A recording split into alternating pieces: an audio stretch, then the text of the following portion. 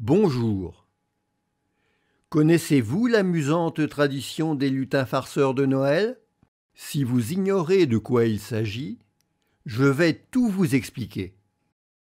Selon la légende, les lutins, après avoir bien travaillé dans les usines du Père Noël dans le monde entier, pour l'aider à préparer les cadeaux, sont envoyés dans les maisons des enfants sages pour prendre des vacances.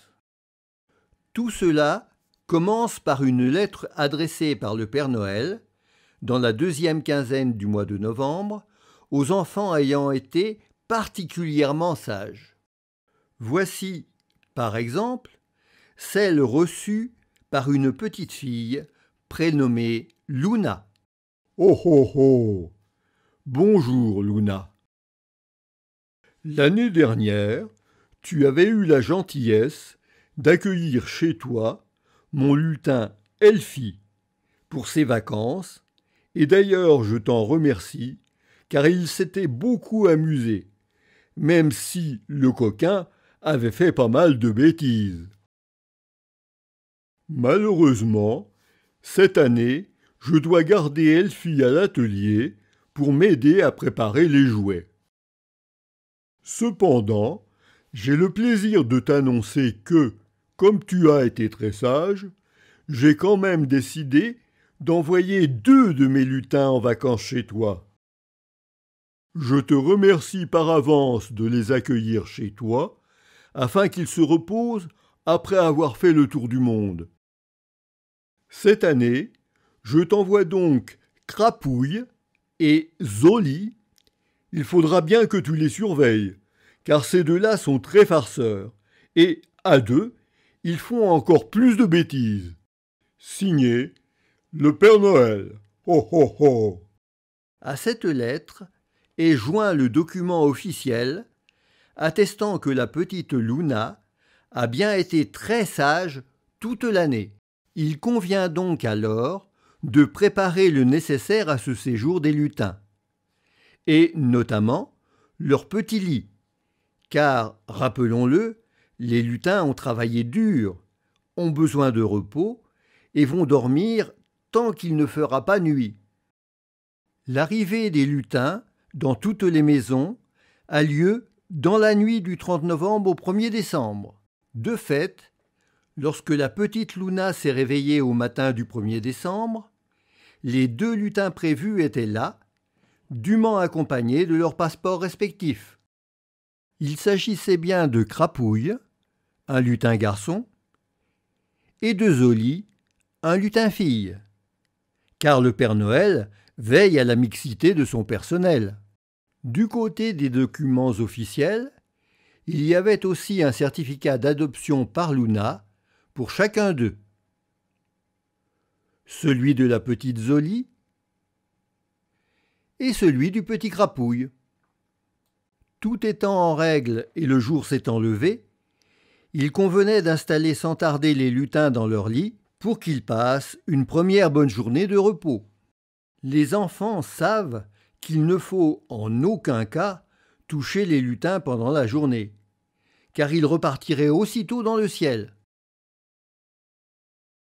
À chacun de leurs réveils, les enfants vont ensuite pouvoir partir chaque matin à la recherche des lutins pour découvrir quelles bêtises ils ont pu faire dans la maison durant la nuit. Voyons ce qui s'est ainsi passé chez Luna.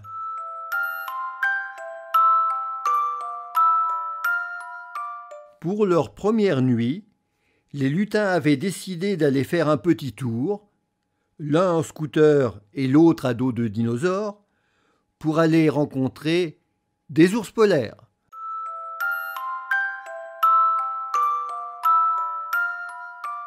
Lors de la seconde nuit, les lutins avaient chippé la manette du papa de Luna pour faire des parties de jeux vidéo sur l'ordinateur.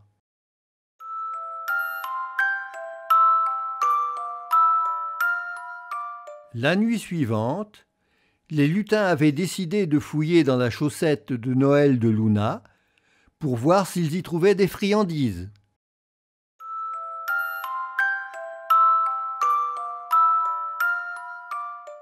Au cours de la nuit d'après, les lutins avaient entrepris d'escalader le sapin, et Luna retrouvait ainsi Crapouille à cheval sur la décoration du petit train, et Zoli ayant atteint l'étoile au sommet de l'arbre.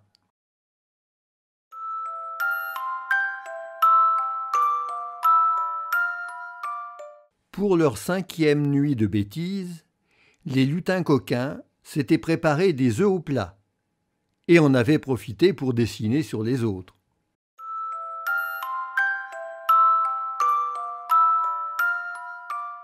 Lors de la nuit suivante, Zoli s'était déguisé en Olaf avec des rouleaux de papier toilette, pendant que Crapouille faisait caca dans une tasse.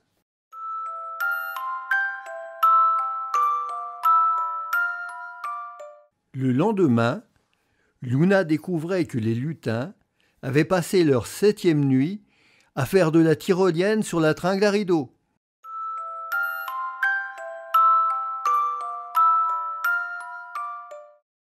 La nuit d'après, les lutins farceurs avaient redécoré le sapin de Noël, mais à leur manière, avec des petites culottes de Luna.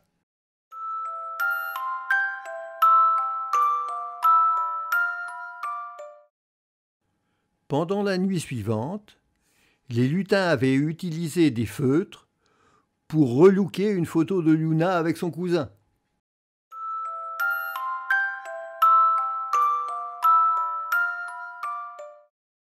Lors de la 10e nuit, les lutins avaient fait leurs courses avec le petit caddie de Luna, qu'ils avaient rempli de friandises.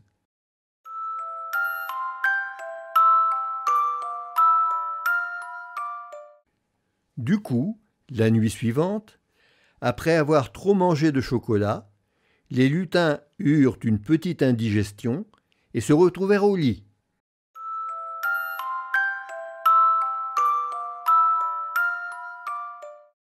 Le lendemain, Luna découvrait Crapouille bien installé sur la tête de la chèvre et Zoli qui montait pour le rejoindre.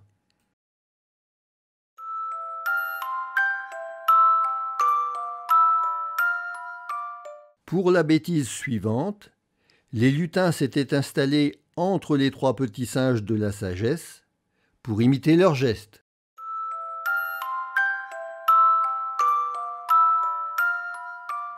Pour le 14e épisode de leur bêtise nocturne, les lutins avaient réuni plusieurs peluches de Luna afin de leur lire quelques histoires.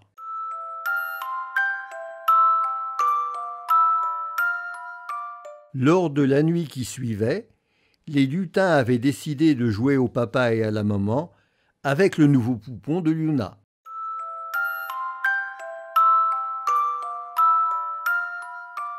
Pour leur 16e nuit de bêtises, les lutins étaient entrés dans le réfrigérateur pour aller manger le pot de cornichons, mais ils n'avaient pas réussi à l'ouvrir.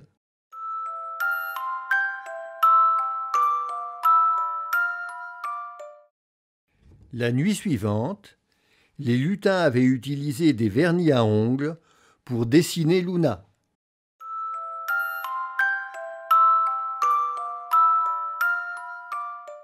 En se levant le jour suivant, Luna découvrait les lutins qui, ayant voulu aller se promener, étaient restés bloqués dehors.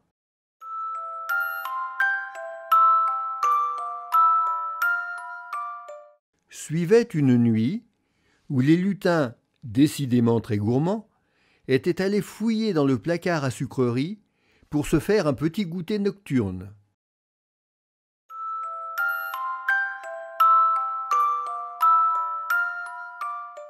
À son réveil suivant, Luna s'apercevait que les lutins avaient fouillé dans son cartable et y avaient trouvé sa boîte à goûter.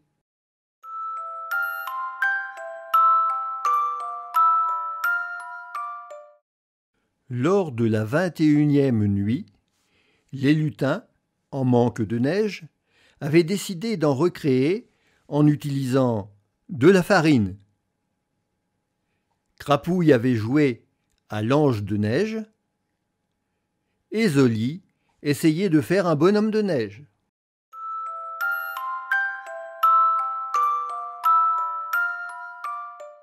La nuit suivante, afin de pouvoir réaliser un tour de magie, les lutins farceurs avaient laissé un mot à Luna, lui demandant de saupoudrer un mystérieux chocolat magique en poudre sur des œufs.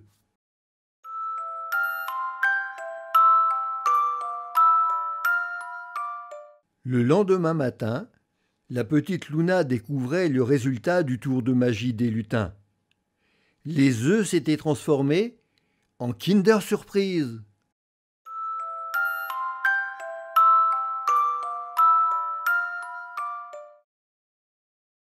C'est au cours de la nuit du 24 décembre que les lutins laissèrent à Luna un selfie qui les montrait tous les deux assis sur les cadeaux du Père Noël au pied du sapin.